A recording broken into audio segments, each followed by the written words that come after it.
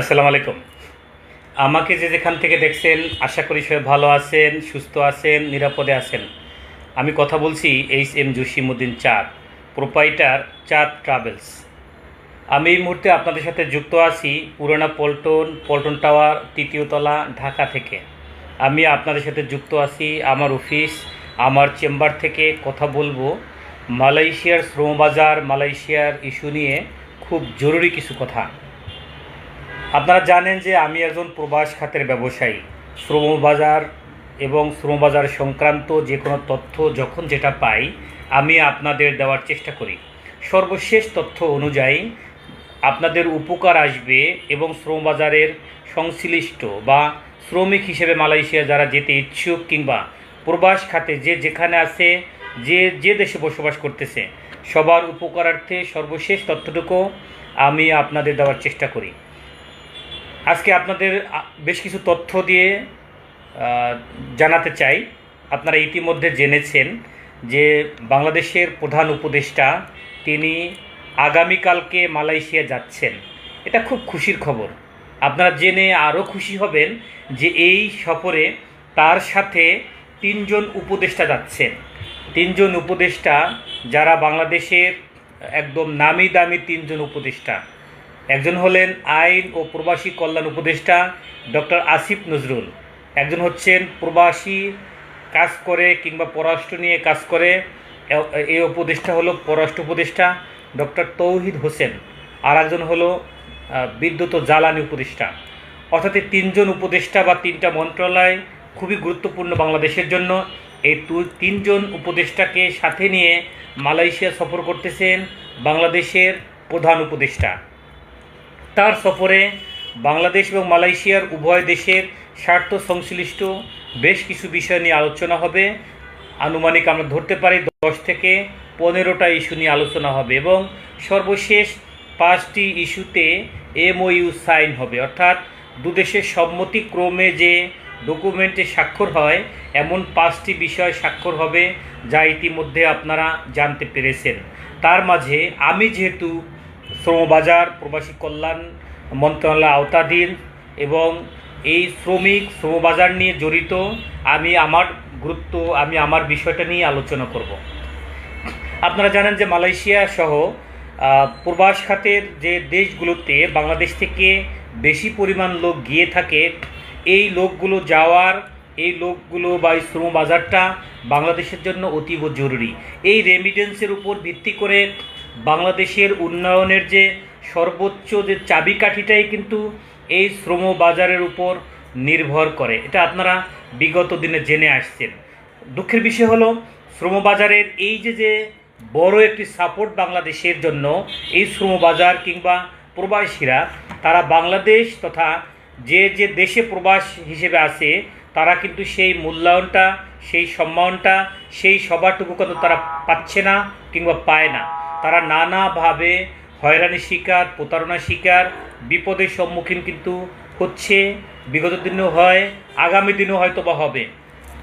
কিন্তু এই বাজার, এই শ্রমখাত, এই প্রবাসী কল্যাণ মন্ত্রণালয়ের কাজের আওতাধীন এই প্রবাসীরা যাতে সর্বোচ্চটুকু সাপোর্ট পেতে পারে বা পায়, তাহলে কিন্তু এই বাজারটা আরও জবাবদিহির সাথে আরও বেশি উদ্যমী হয়ে কাজ করতে পারে।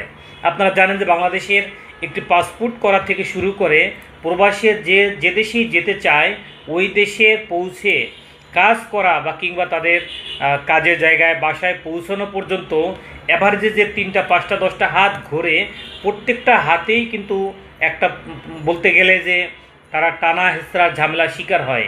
এটা আপনি মানেন বা না মানেন।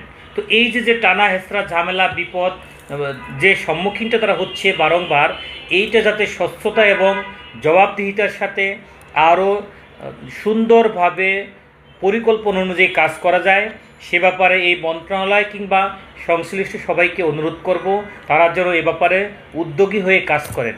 পাশাপাশি আপনারা জানেন করোনাকালীন কিংবা তার পরবর্তী সময় এসে মালয়েশিয়া এবং সৌদি আরব এই দুটি বাজার কিন্তু ছিল প্রবাস খাতের ব্যবসায়ীদের জন্য এক প্রকারের আশীর্বাদ স্বরূপ।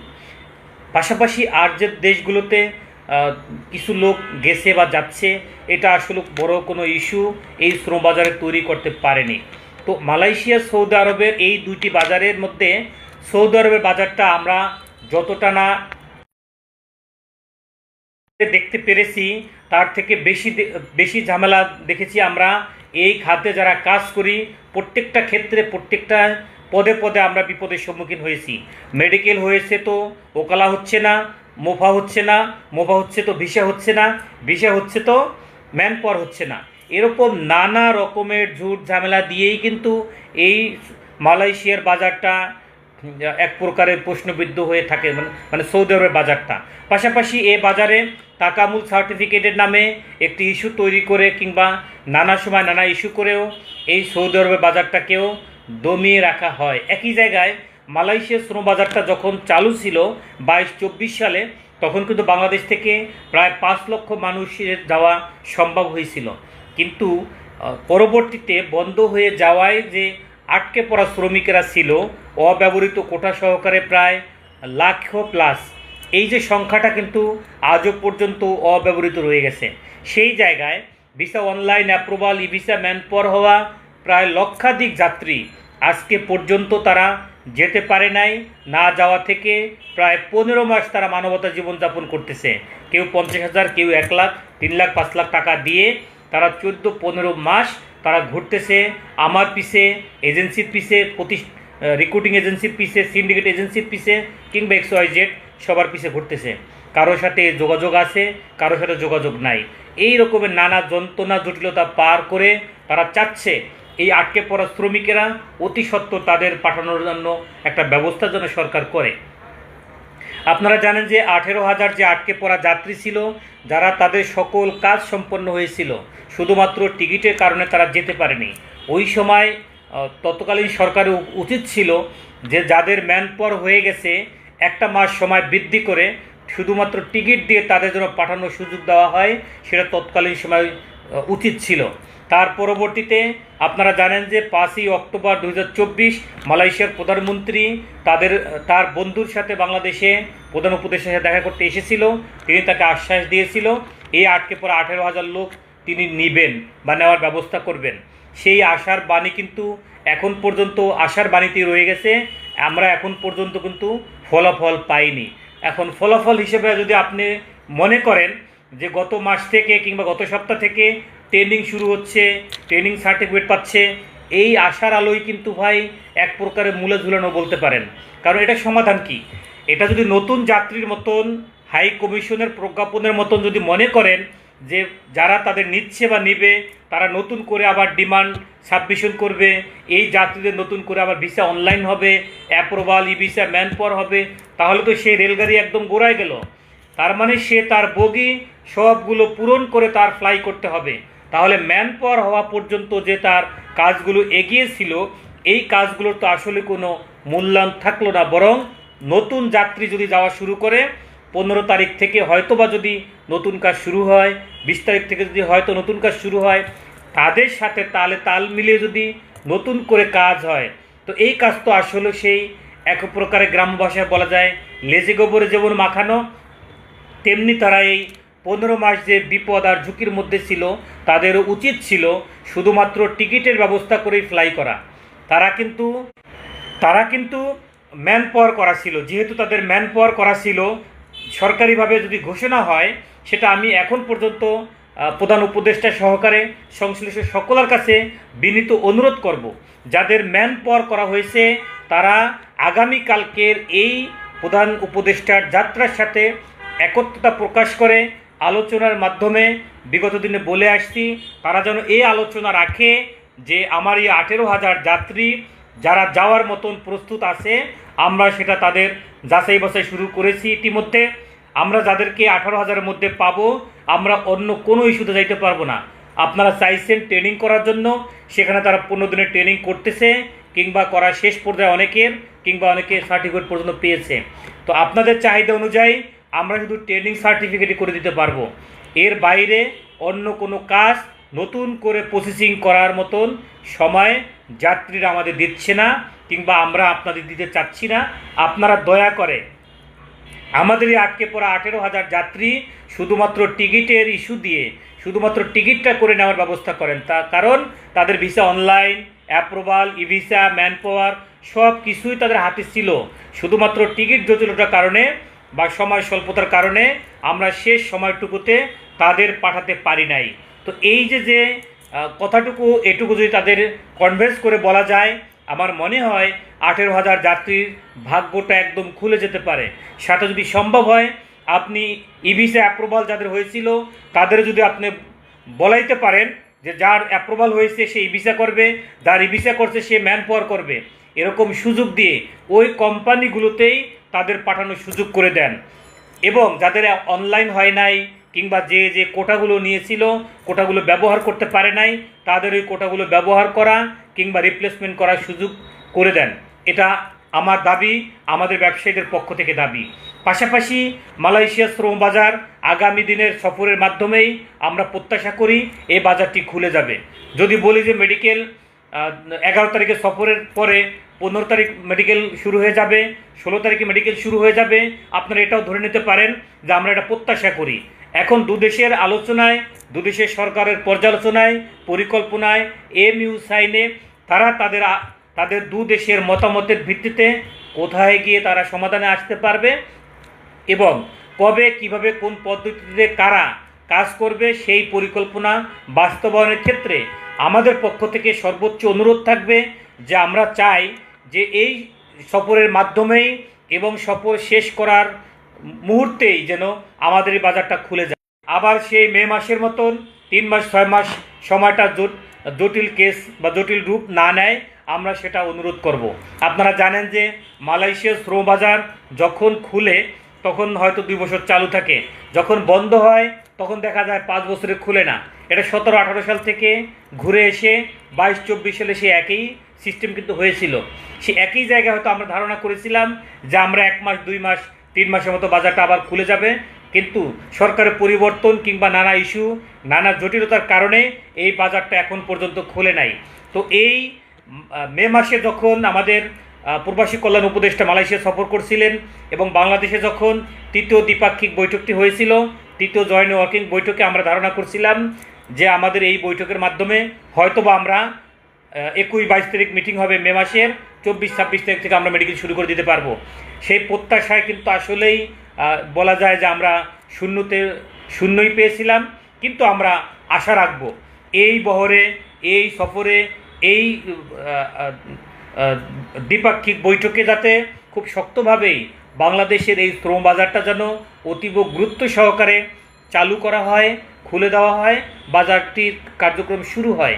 পাশাপাশি আটকে পড়া শ্রমিকরা, অ্যাপ্রুভাল, ই ভিসা, ম্যান পাওয়ার হওয়া যাত্রীগুলো তারা যেন তাদের জায়গায় সর্বোচ্চ অগ্রাধিকার ভিত্তিতে তারা ফ্লাই করতে পারে এবং কোটাগুলো রয়েছে এই কোটাগুলো যাতে আমরা ব্যবহার করার সুযোগ পাই। বাংলাদেশ সরকার, মালয়েশিয়া সরকার উভয়ে মিলে যেন আমাদের ব্যবসায়ীদের এই সুযোগটা করে দেয়। আমরা সেই সুযোগটা আমরা প্রধান উপদেষ্টার মাধ্যমে মালয়েশিয়া সরকারের কাছে চাই। পাশাপাশি আমরা চাই প্রবাসী কল্যাণ মন্ত্রণালয়ের অধীনে পৃথিবীর নানা দেশে যেখানে যত শ্রমিক বসবাস করতেছে সবাই যেন তার সুনাগরিকের সকল সুযোগ সুবিধা ন্যায্যভাবে পায়, সেই সুযোগটা তাদের করে দিতে হবে এবং বন্ধ থাকা সকল দেশের শ্রমবাজারটা যেন চালু করা হয়। আমরা চাই বন্ধ থাকা সকল শ্রমবাজার চালু থাকুক। এই শ্রমবাজারের মাধ্যমে আমরা চাই প্রবাস খাতে যারা ব্যবসায়ী আছি, যারা আমাদের সহযোগী হিসেবে আমরা আছি, প্রত্যেকেই যাতে আমাদের জায়গা থেকে আমরা আমাদের সফলতা নিতে পারি। পাশাপাশি বিদেশে যেতে ইচ্ছুক লক্ষ লক্ষ শ্রমিক ভাই বন্ধু তারা ওই শ্রম বাজারের সাথে শ্রমিকের সাথে শ্রমিক হয়ে বিদেশে গিয়ে তারা যেন এই গর্বিত প্রবাসী হয়ে বাংলাদেশে রেমিডেন্স নিয়ে আসতে পারে, এই ব্যাপারটাও আপনাদের জানিয়ে রাখি। প্রবাসী কল্যাণ এবং প্রধান উপদেষ্টা যেন আমাদের দিকে তাকিয়ে এই বাজারটি যাতে খুলে দেয়। পাশাপাশি শিক্ষা, স্বাস্থ্য, রোহিঙ্গা ইস্যু এবং আরও যত ইস্যু আছে দুদেশের স্বার্থ সংশ্লিষ্ট বিষয় নিয়ে দুদেশের সরকার আলোচনা করে দুদেশের ঐক্যমত্যে যেন যে এমওইউ সাইনগুলো হওয়ার কথা সেগুলো যেন যথাযথভাবে বাস্তবায়ন হয়। ব্যাপারটা এমন না হয় মালয়েশিয়াতে স্বাক্ষর করে আসলাম, কিংবা বাংলাদেশে এসে তার কার্যক্রম থাকলো না, এমন স্বাক্ষর করা না করা তো সমান কথা।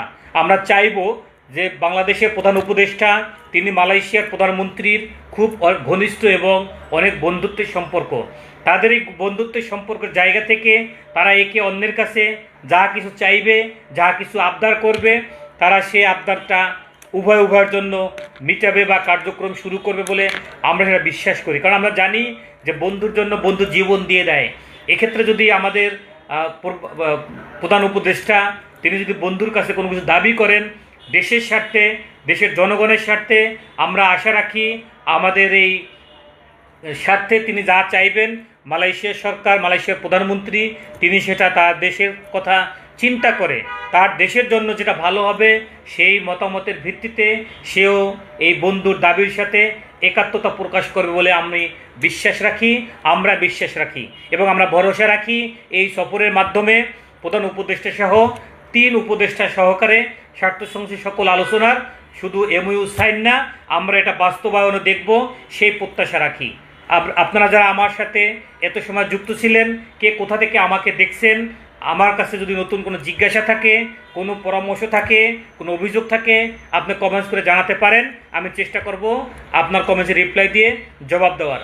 ইতিমধ্যে যারা কমেন্টস করছেন তাদের আমি কয়েকটা উত্তর দেওয়ার চেষ্টা করব। আমাকে কমেন্টস করছেন তোফাজ্জল হোসেন ভাই, ওপেন কবে হবে? ভাই বলছেন মালয়েশিয়া কলিং ভিসা সম্পর্কে হয়তোবা আপনি জিজ্ঞাসা করেছেন।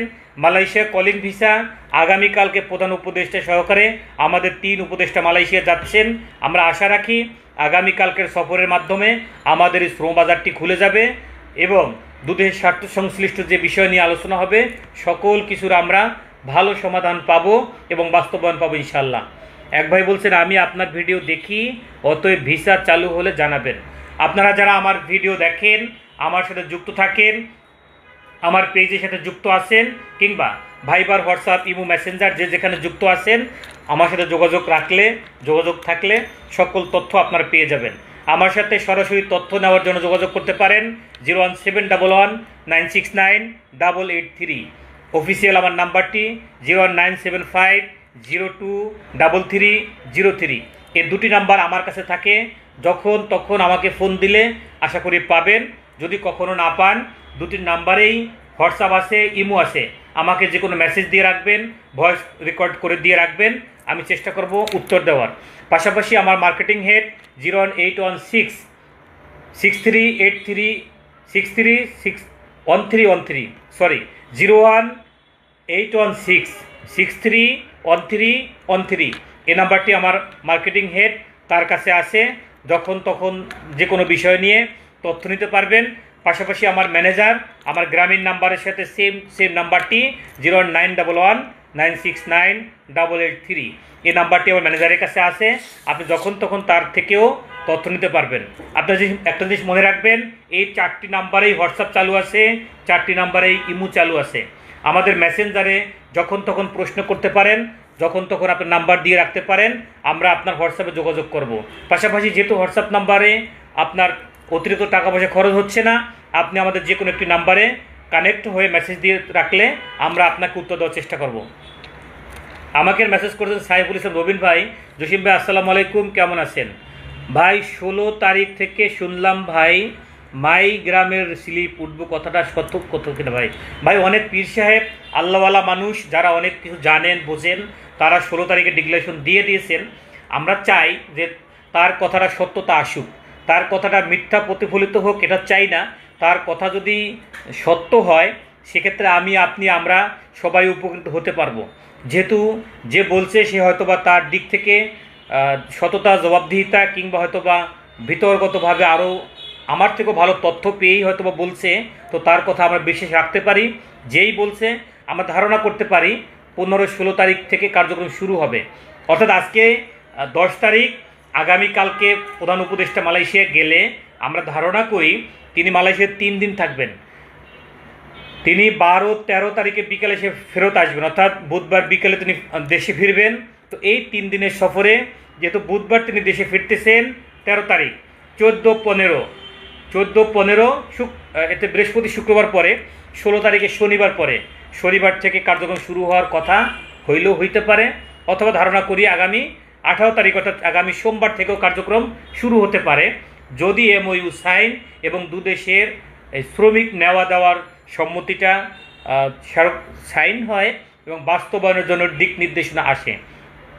মুখস্থভাবেই কিন্তু আমরা বলতে পারবো না, কারণ এমইউ সাইন হওয়ার পরেও আরও কিছু কাজ ভিতরগতভাবে থাকে।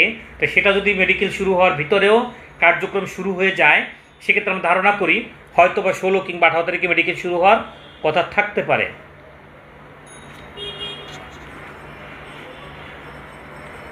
এক ভাই প্রশ্ন করছেন, নতুন লোক এসে কি করবে, আসার পরে বুঝবে মালয়েশিয়ার বর্তমান কাজের অবস্থা খুব খারাপ। ভাই সোহেল খন্দকার, আপনি হলো অতিরিক্ত পণ্ডিত মানুষ ভাই। মালয়েশিয়া কখনোই কোনো খারাপ পরিস্থিতি বর্তমানে নাই। দুই একটা কোম্পানি কিংবা হাতে গোনা 2-4-5 জনের খারাপ পরিস্থিতি থাকতেই পারে, এটা অনাকাঙ্ক্ষিত। আমরা চাই না এমন কোনো পরিবেশ তৈরি হোক, কিন্তু কিছু মূর্খ পণ্ডিত আছে, তারা বলেই ফেলে আমরা এসেছি, আমরা বেকার আছি, আমরাই খাওয়ান পাই না, আমাদেরই কাজ নাই। ভাই আপনারা যারা এই এত সমস্যার মধ্যে আছেন, তারা একটু কষ্ট করে বিমান ভাড়া দিয়ে বাংলাদেশে চলে আসেন। আমরা আপনাদের যাকে নতুন লোক পাঠাবো, আল্লাহ বাঁচাইলে, আল্লাহ যদি আমাদের বাঁচায়, আল্লাহ যদি তৌফিক দেয়, আমরা নতুন লোক পাঠাবো। আমরা তো চাই ব্যবসা করার জন্য। আপনার এই নানামুখী তালবাহানামূলক কথা এগুলো কখনোই বলবেন না ভাই। মালয়েশিয়ার অবস্থা শ্রমবাজার হিসেবে যথেষ্ট ভালো আছে। হতে পারে সেখানে শতকরা 2-1% মানুষ সমস্যায় থাকতেই পারে, আছে, কিন্তু এটার জন্য কিন্তু কারণ আপনি এখান থেকে যখন যান, আপনি না জেনে না বুঝেই যান। আপনি যখন যান, আপনি কোম্পানির নামে না বুঝে ফ্রি ভিসায় যান।